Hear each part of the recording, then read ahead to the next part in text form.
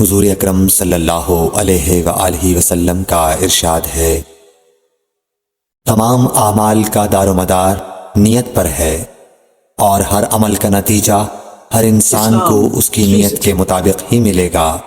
بس جس کی ہجرت دولت دنیا حاصل کرنے کے لیے ہو یا کسی عورت سے شادی کی غرض سے ہو، بس اس کی ہجرت انہی چیزوں کے لیے ہوگی جن کے حاصل کرنے کی نیت سے اس نے ہجرت کی۔ صحیح بخاری حدیث نمبر 1۔ حضور اکرم صلی اللہ علیہ وآلہ وسلم نے فرمایا کہ وحی نازل ہوتے وقت کبھی مجھ کو گھنٹی کی سی آواز محسوس ہوتی ہے، اور وحی کی یہ کیفیت مجھ پر بہت شاق گزرتی ہے۔ جب یہ کیفیت ختم ہوتی ہے تو میرے دل و دماغ پر اس فرشتے کے ذریعے نازل شدہ وحی محفوظ ہو جاتی ہے، اور کسی وقت ایسا ہوتا ہے کہ فرشتہ بشکل انسان میرے پاس آتا ہے اور مجھ سے کلام کرتا ہے، بس میں اس کا کہا ہوا یاد رکھ لیتا ہوں۔ صحیح بخاری حدیث نمبر 2۔ حضرت صلی اللہ علیہ وآلہ وسلم پر وحی کا ابتدائی دور اچھے سچے پاکیزہ خوابوں سے شروع ہوا۔ آپ خواب میں جو کچھ دیکھتے وہ صبح کی روشنی کی طرح صحیح اور سچا ثابت ہوتا۔ پھر من جانب قدرت آپ تنہائی پسند ہو گئے اور آپ نے غار حرا میں خلوت نشینی اختیار فرمائی، اور کئی دن اور رات وہاں مسلسل عبادت اور یاد الہی و ذکر میں مشغول رہنے لگے۔ جب تک گھر آنے کو دل نہ چاہتا توشہ ہمراہ لیے ہوئے وہاں رہتے۔ توشہ ختم ہونے پر ہی اہلیہ محترمہ حضرت خدیجہ رضی اللہ تعالی عنہا کے پاس تشریف لاتے اور کچھ توشہ ہمراہ لے کر پھر وہاں جا کر خلوت گزین ہو جاتے۔ یہی طریقہ جاری رہا یہاں تک کہ آپ پر حق منکشف ہو گیا اور آپ غار حرا ہی میں قیام پذیر تھے کہ اچانک حضرت جبرائیل علیہ السلام آپ کے پاس حاضر ہوئے اور کہنے لگے کہ اے محمد پڑھو۔ آپ فرماتے ہیں کہ میں نے کہا کہ میں پڑھنا نہیں جانتا۔ آپ صلی اللہ علیہ وسلم فرماتے ہیں کہ فرشتے نے مجھے پکڑ کر اتنے زور سے بھینچا کہ میری طاقت جواب دے گئی، پھر مجھے چھوڑ کر کہا پڑھو۔ میں نے پھر وہی جواب دیا کہ میں پڑھا ہوا نہیں ہوں۔ اس فرشتے نے مجھ کو نہایت ہی زور سے بھینچا کہ مجھ کو سخت تکلیف محسوس ہوئی، پھر اس نے کہا کہ پڑھ۔ میں نے کہا میں پڑھا ہوا نہیں ہوں۔ فرشتے نے تیسری بار مجھ کو پکڑا اور تیسری مرتبہ پھر مجھ کو بھینچا، پھر مجھے چھوڑ دیا اور کہنے لگا کہ پڑھو اپنے رب کے نام کی مدد سے جس نے پیدا کیا اور انسان کو خون کی پھٹکی سے بنایا۔ پڑھو اور آپ کا رب بہت ہی مہربانیاں کرنے والا ہے۔ بس یہی آیتیں آپ حضرت جبرائیل علیہ السلام سے سن کر اس حال میں غار حرا سے واپس ہوئے کہ آپ کا دل اس انوکھے واقعے سے کانپ رہا تھا۔ آپ حضرت خدیجہ کے ہاں تشریف لائے اور فرمایا کہ مجھے کمبل اوڑھا دو، مجھے کمبل اوڑھا دو۔ لوگوں نے آپ کو کمبل اوڑھا دیا۔ جب آپ کا ڈر جاتا رہا تو آپ نے اپنی زوجہ محترمہ حضرت خدیجہ رضی اللہ تعالی عنہا کو تفصیل کے ساتھ یہ واقعہ سنایا اور فرمانے لگے کہ مجھ کو اب اپنی جان کا خوف ہو گیا ہے۔ آپ کی اہلیہ محترمہ حضرت خدیجہ رضی اللہ تعالی عنہا نے آپ کی ڈھارس بندھائی اور کہا کہ آپ کا خیال صحیح نہیں ہے۔ اللہ کی قسم آپ کو اللہ کبھی رسوا نہیں کرے گا۔ آپ تو اخلاق فاضلہ کے مالک ہیں، آپ تو کنبہ پرور ہیں، بے کسوں کا بوجھ اپنے سر پر رکھتے ہیں، مفلسوں کے لیے آپ کماتے ہیں، مہمان نوازی میں آپ بے مثال ہیں اور مشکل وقت میں آپ امر حق کا ساتھ دیتے ہیں۔ ایسے اوصاف حسنہ والا انسان یوں بے وقت ذلت و خواری کی موت نہیں پا سکتا۔ پھر مزید تسلی کے لیے حضرت خدیجہ رضی اللہ تعالی عنہا آپ کو ورقہ بن نوفل کے پاس لے گئیں، جو ان کے چچا زاد بھائی تھے اور زمانہ جاہلیت میں نصرانی مذہب اختیار کر چکے تھے اور عبرانی زبان کے کاتب تھے۔ چنانچہ انجیل کو بھی حسب منشائے خداوندی عبرانی زبان میں لکھا کرتے تھے۔ انجیل سریانی زبان میں نازل ہوئی تھی، پھر اس کا ترجمہ عبرانی زبان میں ہوا۔ ورقہ اسی کو لکھتے تھے۔ وہ بہت بوڑھے ہو گئے تھے، یہاں تک کہ ان کی بینائی بھی رخصت ہو چکی تھی۔ حضرت خدیجہ رضی اللہ تعالی عنہا نے ان کے سامنے آپ کے حالات بیان کیے اور کہا کہ اے چچا زاد بھائی، اپنے بھتیجے محمد صلی اللہ علیہ وسلم کی زبانی ذرا ان کی کیفیت سن لیجئے۔ وہ بولے کہ بھتیجے، آپ نے جو کچھ دیکھا ہے اس کی تفصیل سناؤ۔ چنانچہ آپ صلی اللہ علیہ وآلہ وسلم نے از اول تا آخر پورا واقعہ سنایا، جسے سن کر ورقہ بے اختیار ہو کر بول اٹھے کہ یہ تو وہی ناموس معزز رازدان فرشتہ ہے جسے اللہ نے حضرت موسیٰ علیہ السلام پر وحی دے کر بھیجا تھا۔ کاش میں آپ کے اس عہد نبوت کے شروع ہونے پر جواں عمر ہوتا، کاش میں اس وقت تک زندہ رہتا جب کہ آپ کی قوم آپ کو اس شہر سے نکال دے گی۔ رسول کریم صلی اللہ علیہ وآلہ وسلم نے یہ سن کر تعجب سے پوچھا کہ کیا وہ لوگ مجھ کو نکال دیں گے، حالانکہ میں تو ان میں صادق و امین و مقبول ہوں۔ ورقہ بولا، ہاں یہ سب کچھ سچ ہے، مگر جو شخص بھی آپ کی طرح امر حق لے کر آیا لوگ اس کے دشمن ہی ہو گئے ہیں۔ اگر مجھے آپ کی نبوت کا وہ زمانہ مل جائے تو میں آپ کی پوری مدد کروں گا۔ مگر ورقہ کچھ دنوں کے بعد انتقال کر گئے، پھر کچھ عرصے تک وحی کی آمد موقوف رہی۔ صحیح بخاری حدیث نمبر 3۔ حضور اکرم صلی اللہ علیہ وآلہ وسلم نے وحی کے رک جانے کے زمانے کے حالات بیان فرماتے ہوئے کہا کہ ایک روز میں چلا جا رہا تھا کہ اچانک میں نے آسمان کی طرف ایک آواز سنی اور میں نے اپنا سر آسمان کی طرف اٹھایا۔ کیا دیکھتا ہوں کہ وہی فرشتہ جو میرے پاس غار حرا میں آیا تھا وہ آسمان و زمین کے بیچ میں ایک کرسی پر بیٹھا ہوا ہے۔ میں اس سے ڈر گیا اور گھر آنے پر میں نے پھر کمبل اوڑھنے کی خواہش ظاہر کی۔ اس وقت اللہ پاک کی طرف سے یہ آیات نازل ہوئیں، اے لحاف اوڑھ کر لیٹنے والے، اٹھ کھڑا ہو اور لوگوں کو عذاب الہی سے ڈرا اور اپنے رب کی بڑائی بیان کر اور اپنے کپڑوں کو پاک صاف رکھ اور گندگی سے دور رہ۔ اس کے بعد وہی تیزی کے ساتھ پے در پے آنے لگی۔ صحیح بخاری حدیث نمبر 4۔ رسول اللہ صلی اللہ علیہ وآلہ وسلم نزول قرآن کے وقت بہت سختی محسوس فرمایا کرتے تھے، اور اس کی علامتوں میں سے ایک یہ تھی کہ یاد کرنے کے لیے آپ اپنے ہونٹوں کو ہلاتے تھے۔ ابن عباس رضی اللہ تعالیٰ عنہ نے کہا، میں اپنے ہونٹوں کو ہلاتا ہوں جس طرح آپ ہلاتے تھے۔ سعید کہتے ہیں، میں بھی اپنے ہونٹ ہلاتا ہوں جس طرح ابن عباس رضی اللہ تعالیٰ عنہ کو میں نے ہلاتے دیکھا۔ پھر انہوں نے اپنے ہونٹ ہلائے۔ ابن عباس رضی اللہ تعالیٰ عنہ نے کہا، پھر یہ آیت اتری کہ اے محمد، قرآن کو جلد جلد یاد کرنے کے لیے اپنی زبان نہ ہلاؤ، اس کا جمع کر دینا اور پڑھا دینا ہمارا ذمہ ہے۔ حضرت ابن عباس رضی اللہ تعالی عنہ کہتے ہیں، یعنی قرآن آپ صلی اللہ علیہ وآلہ وسلم کے دل میں جمع دینا اور پڑھا دینا ہمارے ذمے ہے۔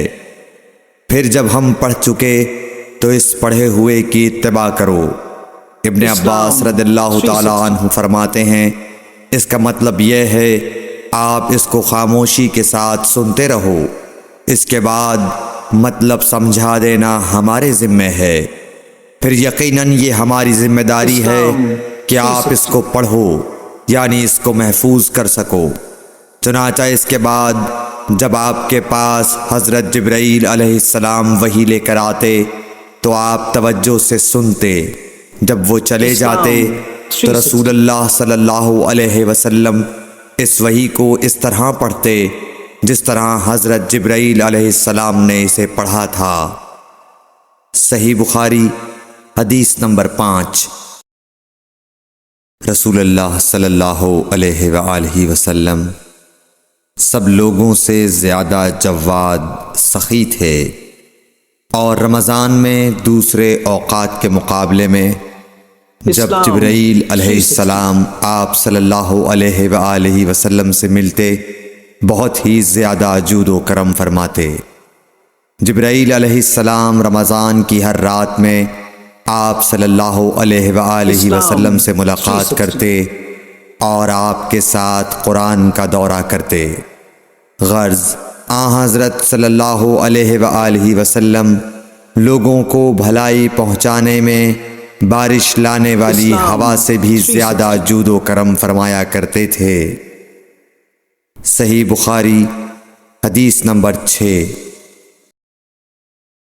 ہرقل شاہ روم نے قریش کے قافلے میں ایک آدمی بلانے کو بھیجا، اور اس وقت یہ لوگ تجارت کے لیے ملک شام گئے ہوئے تھے، اور یہ وہ زمانہ تھا جب رسول اللہ صلی اللہ علیہ وسلم نے قریش اور ابو سفیان سے ایک وقتی عہد کیا ہوا تھا۔ جب ابو سفیان اور دوسرے لوگ ہرقل کے پاس ایلیا پہنچے جہاں ہرقل نے دربار طلب کیا تھا، اس کے گرد روم کے بڑے بڑے لوگ، علماء، وزراء و امراء بیٹھے ہوئے تھے۔ ہرقل نے ان کو اور اپنے ترجمان کو بلوایا، پھر ان سے پوچھا کہ تم میں سے کون شخص مدعی رسالت کا زیادہ قریبی عزیز ہے؟ ابو سفیان کہتے ہیں کہ میں بول اٹھا کہ میں اس کا سب سے زیادہ قریبی رشتہ دار ہوں۔ یہ سن کر ہرقل نے حکم دیا کہ اس ابو سفیان کو میرے قریب لا کر بٹھاؤ اور اس کے ساتھیوں کو اس کی پیٹھ کے پیچھے بٹھا دو۔ پھر اپنے ترجمان سے کہا کہ ان لوگوں سے کہہ دو کہ میں ابو سفیان سے اس شخص یعنی محمد صلی اللہ علیہ وسلم کے حالات پوچھتا ہوں، اگر یہ مجھ سے کسی بات میں جھوٹ بول دے تو تم اس کا جھوٹ ظاہر کر دینا۔ ابو سفیان کا قول ہے کہ خدا کی قسم اگر مجھے یہ غیرت نہ آتی کہ یہ لوگ مجھ کو جھٹلائیں گے تو میں آپ صلی اللہ علیہ وسلم کی نسبت ضرور غلط گوئی سے کام لیتا۔ خیر، پہلی بات جو ہرقل نے مجھ سے پوچھی وہ یہ کہ اس شخص کا خاندان تم لوگوں میں کیسا ہے؟ میں نے کہا وہ تو بڑے اونچے عالی نسب والے ہیں۔ کہنے لگا اس سے پہلے بھی کسی نے تم لوگوں میں ایسی بات کہی تھی؟ میں نے کہا نہیں۔ کہنے لگا اچھا اس کے بڑوں میں کوئی بادشاہ ہوا ہے؟ میں نے کہا نہیں۔ پھر اس نے کہا بڑے لوگوں نے اس کی پیروی اختیار کی ہے یا کمزوروں نے؟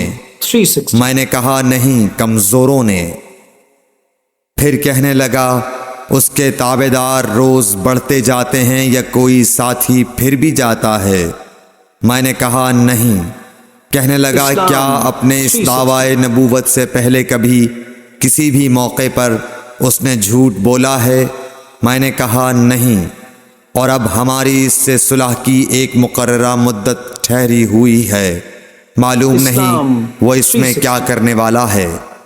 ابو سفیان کہتے ہیں میں اس بات کے سوا اور کوئی جھوٹ اس گفتگو میں شامل نہ کر سکا۔ ہرقل نے کہا کیا تمہاری اس سے کبھی لڑائی بھی ہوئی ہے؟ ہم نے کہا کہ ہاں۔ بولا پھر تمہاری اور اس کی جنگ کا کیا حال ہوتا ہے؟ میں نے کہا لڑائی ڈول کی طرح ہے، کبھی وہ ہم سے میدان جنگ جیت لیتے ہیں اور کبھی ہم ان سے جیت لیتے ہیں۔ ہرقل نے پوچھا وہ تمہیں کس بات کا حکم دیتا ہے؟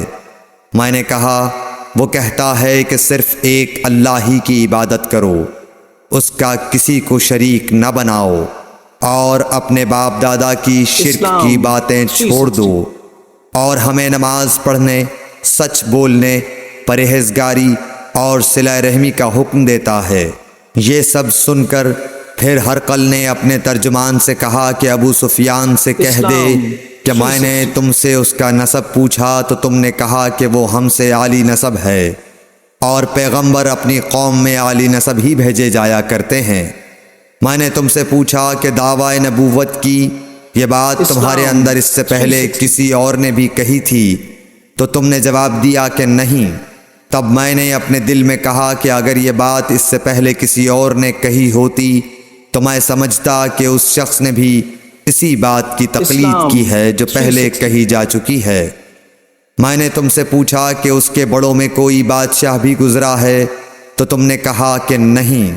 تو میں نے دل میں کہا کہ ان کے بزرگوں میں سے کوئی بادشاہ ہوا ہوگا تو کہہ دوں گا کہ وہ شخص اس بہانے اپنے آباء و اجداد کی بادشاہت اور ان کا ملک دوبارہ حاصل کرنا چاہتا ہے۔ اور میں نے تم سے پوچھا کہ اس بات کے کہنے یعنی پیغمبری کا دعویٰ کرنے سے پہلے تم نے کبھی اس کو دروغ گوئی کا الزام لگایا ہے؟ تم نے کہا کہ نہیں۔ تو میں نے سمجھ لیا کہ جو شخص آدمیوں کے ساتھ دروغ گوئی سے بچے وہ اللہ کے بارے میں کیسے جھوٹی بات کہہ سکتا ہے۔ اور میں نے تم سے پوچھا کہ بڑے لوگ اس کے پیرو ہوتے ہیں یا کمزور آدمی؟ تم نے کہا کمزوروں نے اس کی اتباع کی ہے۔ تو دراصل یہی لوگ پیغمبروں کے متبعین ہوتے ہیں۔ اور میں نے تم سے پوچھا کہ اس کے ساتھی بڑھ رہے ہیں یا کم ہو رہے ہیں؟ تم نے کہا کہ وہ بڑھ رہے ہیں، اور ایمان کی کیفیت یہی ہوتی ہے حتیٰ کہ وہ کامل ہو جاتا ہے۔ اور میں نے تم سے پوچھا کہ آیا کوئی شخص اس کے دین سے ناخوش ہو کر مرتد بھی ہو جاتا ہے؟ تم نے کہا نہیں۔ تو ایمان کی خاصیت بھی یہی ہے، جن کے دلوں میں اس کی مسرت رچ بس جائے وہ اس سے لوٹا نہیں کرتے۔ اور میں نے تم سے پوچھا کہ آیا وہ کبھی عہد شکنی کرتے ہیں؟ تم نے کہا نہیں۔ پیغمبروں کا یہی حال ہوتا ہے، وہ عہد کی خلاف ورزی نہیں کرتے۔ اور میں نے تم سے کہا کہ وہ تم سے کس چیز کے لیے کہتے ہیں؟ تم نے کہا کہ وہ ہمیں حکم دیتے ہیں کہ اللہ کی عبادت کرو، اس کے ساتھ کسی کو شریک نہ ٹھہراؤ، اور تمہیں بتوں کی پرستش سے روکتے ہیں، سچ بولنے اور پرہیزگاری کا حکم دیتے ہیں۔ لہٰذا اگر یہ باتیں جو تم کہہ رہے ہو سچ ہیں تو ان قریب وہ اس جگہ کا مالک ہو جائے گا کہ جہاں میرے یہ دونوں پاؤں ہیں۔ مجھے معلوم تھا کہ وہ پیغمبر آنے والا ہے، مگر مجھے یہ معلوم نہیں تھا کہ وہ تمہارے اندر ہوگا۔ اگر میں جانتا کہ اس تک پہنچ سکوں گا تو اس سے ملنے کے لیے ہر تکلیف گوارا کرتا۔ اگر میں اس کے پاس ہوتا تو اس کے پاؤں دھوتا۔ ہرقل نے رسول اللہ صلی اللہ علیہ وسلم کا وہ خط منگایا جو آپ نے وحیہ کلبی رضی اللہ تعالیٰ عنہ کے ذریعے حاکم بصرہ کے پاس بھیجا تھا، اور اس نے وہ ہرقل کے پاس بھیج دیا تھا۔ پھر اس کو پڑھا تو اس میں لکھا تھا، اللہ کے نام کے ساتھ جو نہایت مہربان اور رحم والا ہے۔ اللہ کے بندے اور اس کے پیغمبر محمد صلی اللہ علیہ وسلم کی طرف سے یہ خط ہے شاہ روم کے لیے۔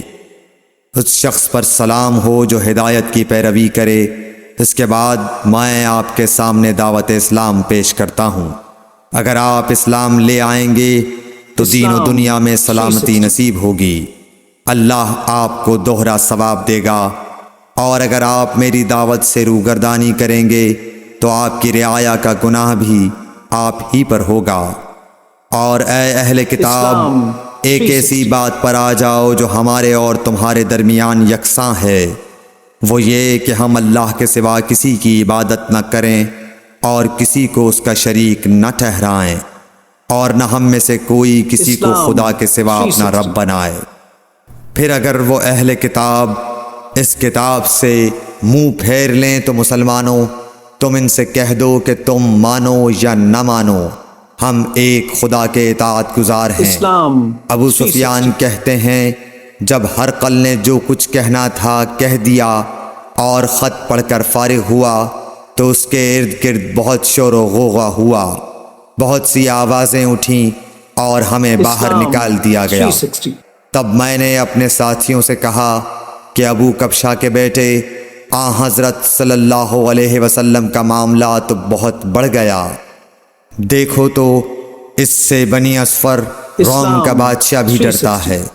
مجھے اس وقت سے اس بات کا یقین ہو گیا کہ حضور صلی اللہ علیہ وسلم ان قریب غالب ہو کر رہیں گے، حتیٰ کہ اللہ نے مجھے مسلمان کر دیا۔ راوی کا بیان ہے کہ ابن ناطور ایلیا کا حاکم ہرقل کا مصاحب اور شام کے نصارہ کا لاٹ پادری بیان کرتا تھا کہ ہرقل جب ایلیا آیا ایک دن صبح کو پریشان اٹھا تو اس کے درباریوں نے دریافت کیا کہ آج ہم آپ کی حالت بدلی ہوئی پاتے ہیں، کیا وجہ ہے؟ ابن ناطور کا بیان ہے کہ ہرقل نجومی تھا، علم نجوم میں وہ پوری مہارت رکھتا تھا۔ اس نے اپنے ہم نشینوں کو بتایا کہ میں نے آج رات ستاروں پر نظر ڈالی تو دیکھا کہ ختنہ کرنے والوں کا بادشاہ ہمارے ملک پر غالب آ گیا ہے۔ بھلا اس زمانے میں کون لوگ ختنہ کرتے ہیں؟ انہوں نے کہا کہ یہود کے سوا کوئی ختنہ نہیں کرتا، سو ان کی وجہ سے پریشان نہ ہوں۔ سلطنت کے تمام شہروں میں یہ حکم لکھ بھیجیے کہ وہاں جتنے یہودی ہوں سب قتل کر دیے جائیں۔ وہ لوگ انہی باتوں میں مشغول تھے کہ ہرقل کے پاس ایک آدمی لایا گیا جسے شاہ غسان نے بھیجا تھا۔ اس نے رسول اللہ صلی اللہ علیہ وسلم کے حالات بیان کیے۔ جب ہرقل نے سارے حالات سن لیے تو کہا کہ جا کر دیکھو وہ ختنہ کیے ہوئے ہے یا نہیں۔ انہوں نے اسے دیکھا تو بتلایا کہ وہ ختنہ کیا ہوا ہے۔ ہرقل نے جب اس شخص سے عرب کے بارے میں پوچھا تو اس نے بتلایا کہ وہ ختنہ کرتے ہیں۔ تب ہرقل نے کہا کہ یہی محمد صلی اللہ علیہ وسلم اس امت کے بادشاہ ہیں جو پیدا ہو چکے ہیں۔ پھر اس نے اپنے ایک دوست کو رومیہ خط لکھا اور وہ بھی علم نجوم میں ہرقل کی طرح ماہر تھا۔ پھر وہاں سے ہرقل حمص چلا گیا، ابھی حمص سے نکلا نہیں تھا کہ اس کے دوست کا خط اس کے جواب میں آ گیا۔ اس کی رائے بھی حضور صلی اللہ علیہ وسلم کے ظہور کے بارے میں ہرقل کے موافق تھی کہ محمد صلی اللہ علیہ وسلم واقعی پیغمبر ہیں۔ اس کے بعد ہرقل نے روم کے بڑے آدمیوں کو اپنے حمص کے محل میں طلب کیا اور اس کے حکم سے محل کے دروازے بند کر لیے گئے۔ پھر وہ اپنے خاص محل سے باہر آیا اور کہا، اے روم والو، کیا ہدایت اور کامیابی میں کچھ حصہ تمہارے لیے بھی ہے؟ اگر تم اپنی سلطنت کی بقا چاہتے ہو تو پھر اس نبی صلی اللہ علیہ وسلم کی بیعت کر لو اور مسلمان ہو جاؤ۔ یہ سننا تھا کہ پھر لوگ وحشی گدھوں کی طرح دروازوں کی طرف دوڑے مگر انہیں بند پایا۔ آخر جب ہرقل نے اس بات سے ان کی یہ نفرت دیکھی اور ان کے ایمان لانے سے مایوس ہو گیا تو کہنے لگا کہ ان لوگوں کو میرے پاس لاؤ۔ جب وہ دوبارہ آئے تو اس نے کہا، میں نے جو بات کہی تھی اس سے تمہاری دینی پختگی کی آزمائش مقصود تھی، سو وہ میں نے دیکھ لی۔ تب یہ بات سن کر وہ سب کے سب اس کے سامنے سجدے میں گر پڑے اور اس سے خوش ہو گئے۔ بالآخر ہرقل کی آخری حالت یہی رہی۔ صحیح بخاری حدیث نمبر 7۔